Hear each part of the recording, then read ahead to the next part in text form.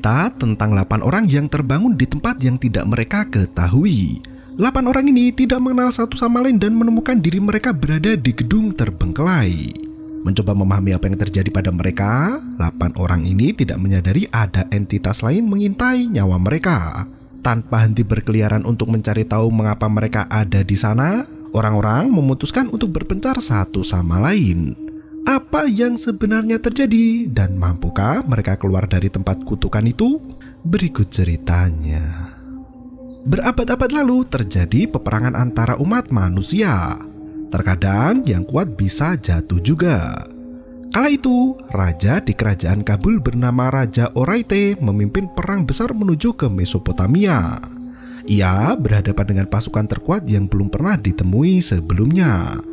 Dengan ambisi menaklukkan dunia, Raja Oraite pun kalah karena bersikeras untuk menyerang meski kalah kekuatan.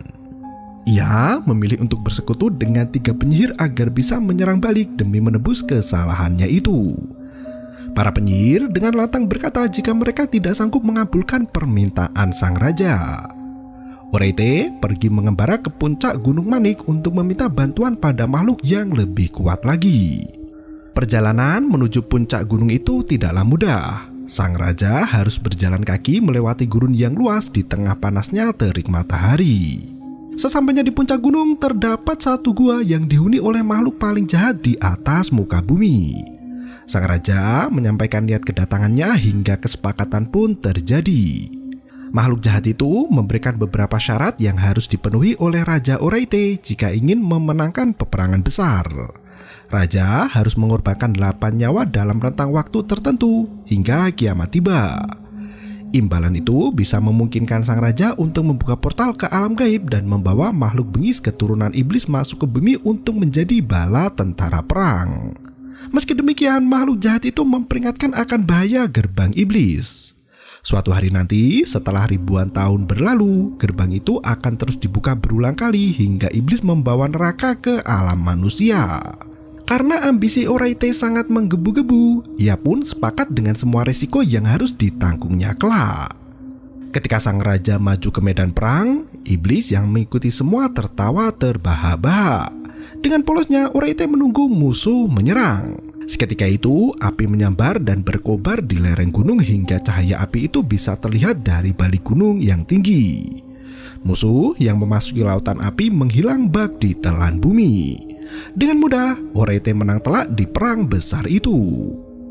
Setelah merayakan kemenangannya, raja harus memberi janji imbalan sesuai kesepakatan, yaitu tumbal nyawa dari keturunan sang raja. Namun, sebelum ia memberikan tumbal itu, Oraite jatuh sakit hingga wafat. Diam-diam, ia berwasiat pada putranya untuk meneruskan perjanjian dengan iblis, yaitu memberikan 8 tumbal nyawa.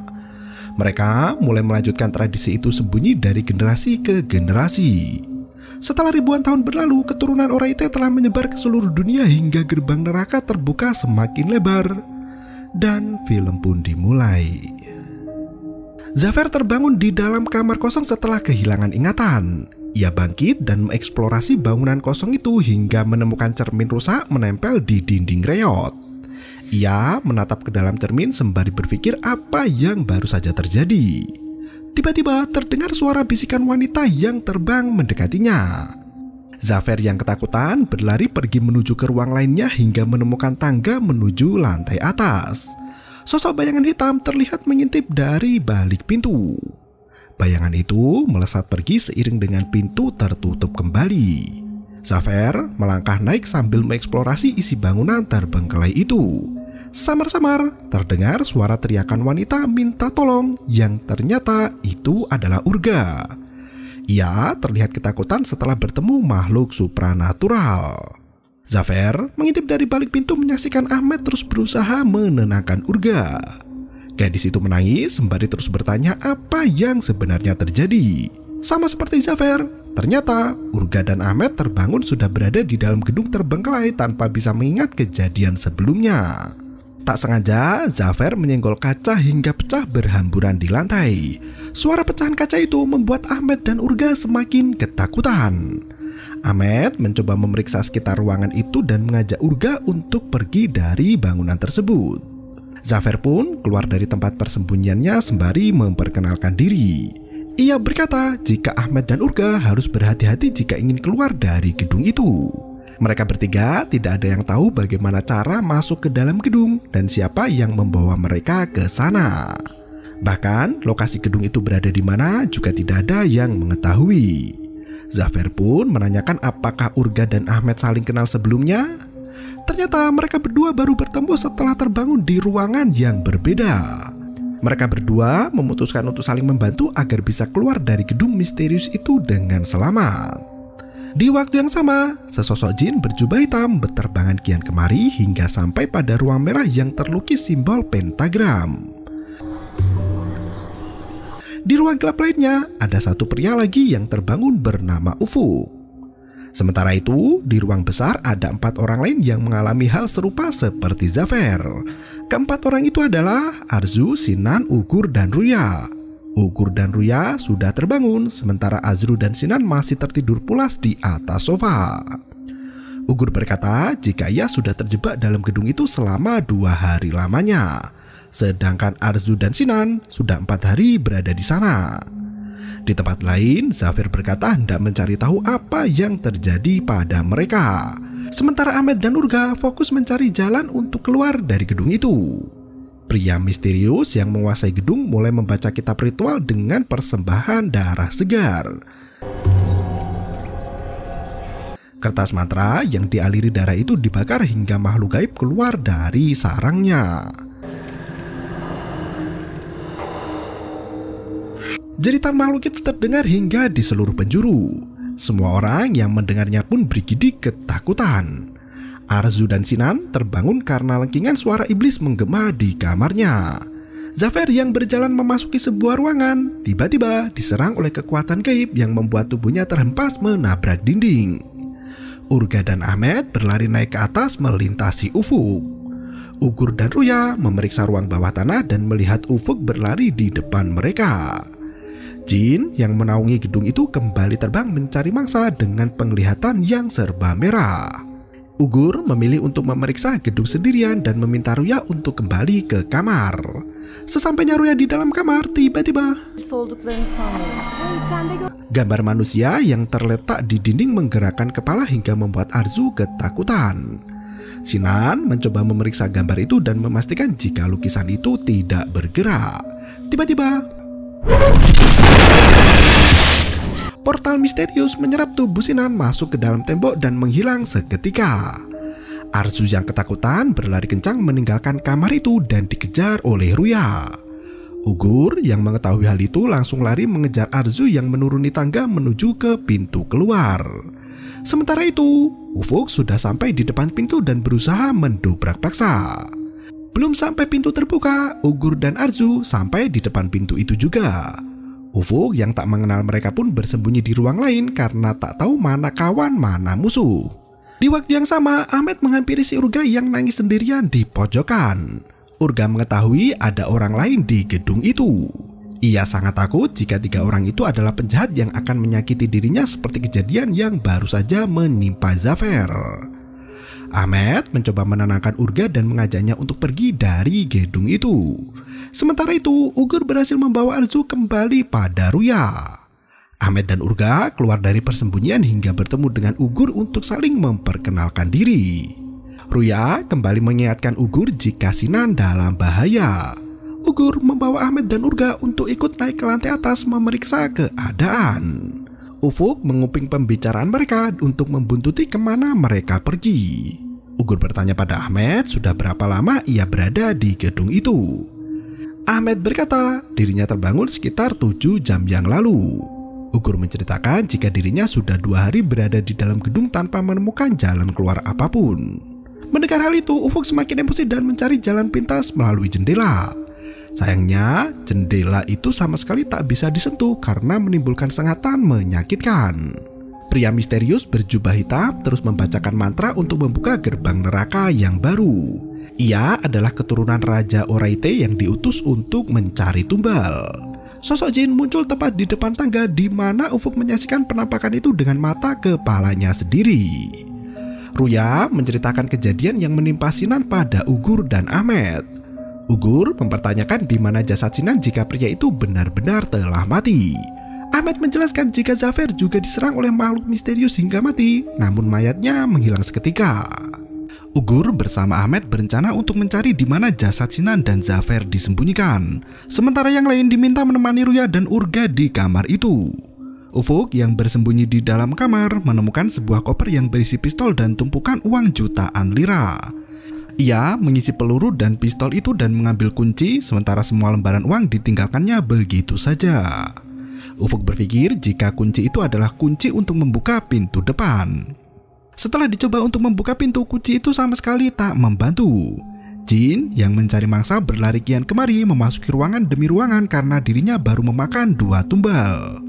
Ufuk yang putus asa tak bisa keluar mulai mencari jalan lain dan masuk ke dalam lorong merah. Di lorong yang penuh dengan simbol pentagram itu, Ufuk menemukan buku dengan foto-foto di dalamnya. Terdapat 8 orang di mana ia salah satunya. Ia mengambil buku itu dan menemukan banyak mantra dan talisman. Ufuk semakin yakin jika dirinya hendak dijadikan tumbal. Ia pun mencari siapa orang yang tega menumbalkan nyawa manusia kepada iblis. Di tempat lain, Ugur dan Ahmad mulai putus asa karena belum menemukan mayat Sinan dan Zafer. Mereka berencana kabur dari tempat itu tanpa membawa para gadis yang menunggu di kamar lantai atas. Seketika itu, sesosok monster mengerikan mencabik-cabik tubuh Ugur dan memakannya sampai habis. Ahmed berlari naik ke lantai atas untuk kembali ke kamar para gadis, di mana makhluk mengerikan itu berlari secepat kilat mengejarnya. Dengan tubuh berlumuran darah terkena percikan darah Ugur, Ahmed memaksa 3 wanita untuk segera pergi dari tempat mengerikan itu. Ia menjelaskan apa yang terjadi pada Ugur dengan penuh histeris. Ugra mencoba menenangkan Ahmed dan mengajaknya berpikir jernih. Mereka harus merencanakan agar bisa keluar dengan selamat. Ufuk sudah keluar dari lorong merah dan menemukan sosok misterius duduk membelakanginya. Dengan pistol di tangan, Ufuk bertanya pada sosok itu, namun tiba-tiba ruangan menjadi gelap gulita. Sosok berjubah itu menghilang dan 3 peluru ditembakkan ke arah monster itu. Ufuk berlari keluar dan melangkah naik sembari terus mengacungkan senjata. Sementara itu, penghuni kamar atas mulai mencari tahu hubungan antara mereka berempat mengapa mengalami hal yang sama. Ruya mulai memperkenalkan diri berasal dari Edirne, di mana orang tuanya bekerja di bidang tekstil. Sementara Ugra berasal dari Izmir dan orang tuanya bekerja sebagai psikolog. Arzu berasal dari kota Ankara dan tidak memiliki ayah. Ahmed sendiri tidak tahu berasal dari mana karena ia besar di panti asuhan. Ufuk masuk ke dalam kamar dan berkata jika mereka semua memiliki satu ayah yang sama. Ia menunjukkan dokumen lengkap yang ditemukan di lorong merah di ruang bawah tanah. Dalam dokumen akta kelahiran itu terbukti jika mereka adalah keluarga sedarah beda ibu. Ufuk berkata jika lawan mereka bukan manusia, melainkan penyihir. Melihat pistol di tangan Ufuk, Ahmed langsung curiga. Ia menuduh Ufuk sebagai biang kerok yang hendak mencelakai mereka semua. Ufuk kembali menjelaskan jika dirinya terbangun sudah berada di dalam ruangan kosong sekitar beberapa jam yang lalu. Mengetahui kenyataan jika Ufuk memiliki dokumen pribadi mereka, Ahmed semakin curiga dan tidak mempercayai perkataan Ufuk. Hal itu membuat mereka adu mulut hingga Ruya memisahkan mereka berdua. Penyihir yang berada di ruang bawah tanah kalang kabut mencari dokumen tumbalnya yang hilang dicuri Ufuk. Ia pun pergi untuk mencari manusia yang tersisa agar bisa melanjutkan ritualnya. Ufuk menceritakan temuannya dengan sangat detail ketika berada di ruang bawah tanah. Ia berkata jika penyihir yang membawa mereka ke dalam gedung itu adalah penyihir dari sekte sesat. Ufuk tidak yakin jika mereka masih berada di dunia manusia. Ia juga melihat makhluk kepala botak tinggi besar berwarna hitam di bawah tangga, sama seperti yang dilihat Ahmed. Bahkan Ahmed masih ingat betul bagaimana makhluk itu mencabik tubuh Ugur sampai tewas dan jasadnya dibawa kabur entah kemana. Ufuk mengajak mereka untuk turun menemui si penyihir dan melakukan perlawanan. Ia berkata tak ada yang bisa menyelamatkan selain diri mereka sendiri. Tampaknya mereka semua setuju dengan hal itu, namun Arzu terlihat kelelahan hingga terlelap dalam tidurnya.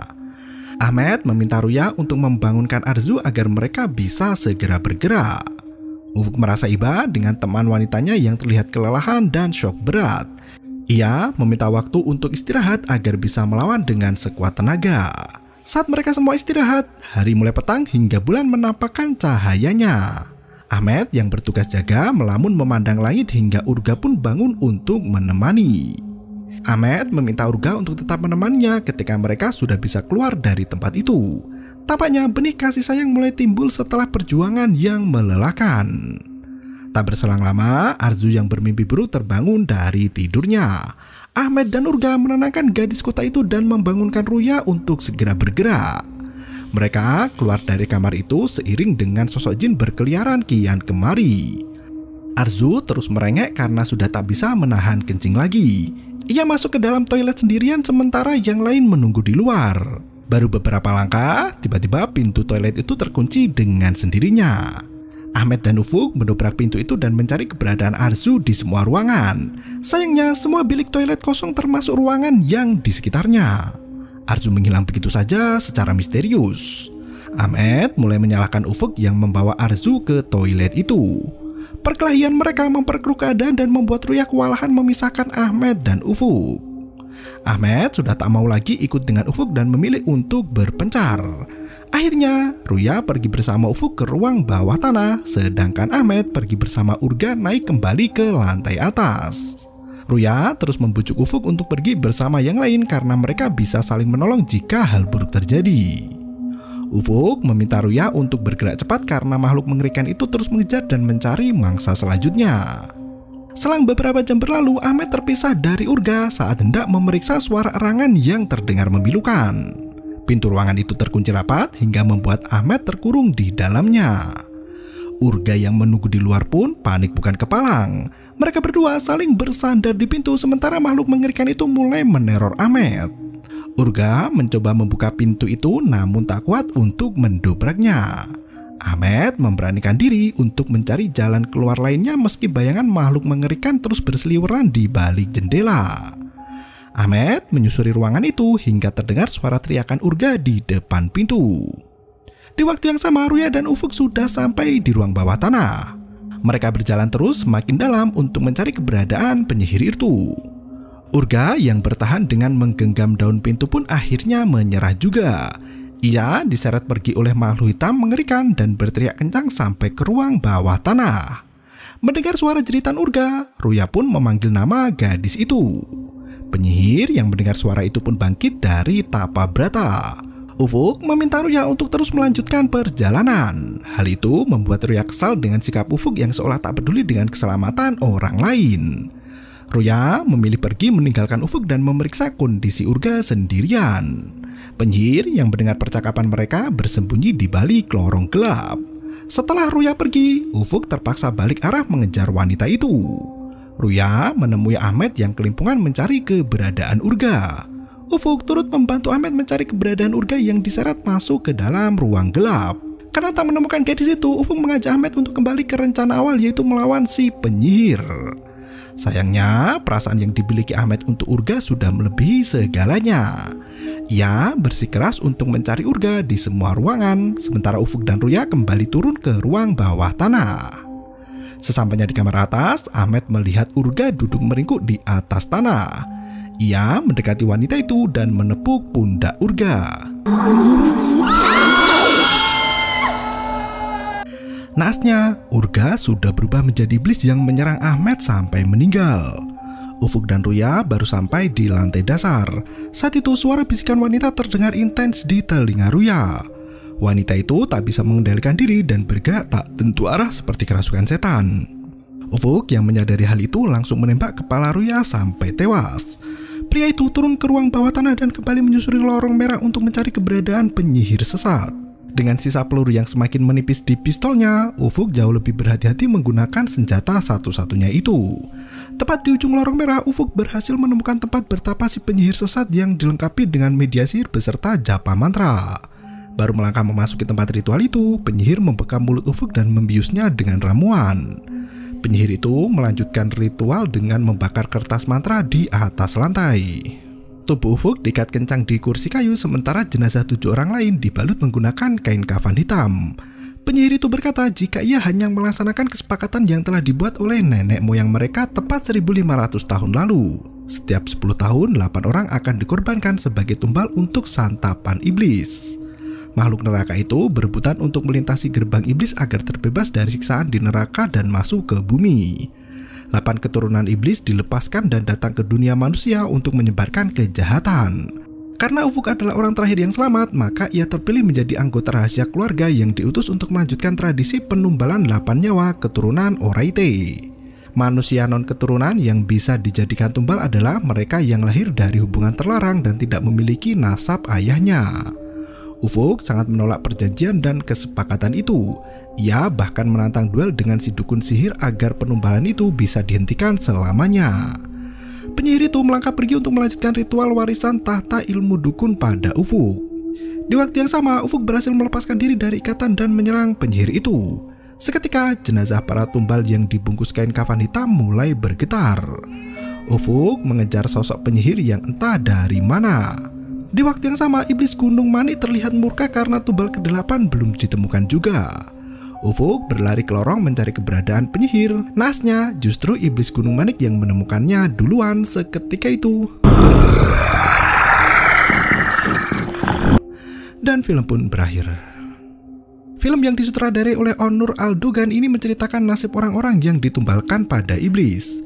Sukma mereka dikumpulkan dalam satu tempat terbengkelai untuk disajikan sebagai makanan iblis. Kesepakatan antara manusia dan iblis sudah terjadi sejak ribuan tahun lalu ketika manusia berada pada masa jahiliyah dan mudah terpedaya. Sebagaimana setan berarti togut, yaitu segala sesuatu yang memalingkan dan menghalangi seseorang dari keimanan pada Allah serta Rasul-Nya. Tidak jarang pula masyarakat jahiliyah meminta bantuan jin untuk perlindungannya, sebagaimana tercantum dalam surat As-Saba ayat 41 dan Al-Jin ayat 6. Semoga Allah senantiasa menghindarkan kita dari kejahatan terhadap agamanya yang naif dan melindungi kita agar tidak jatuh dalam kemusyrikan. Terima kasih dan sampai jumpa. Yo, bermau itu ketarep.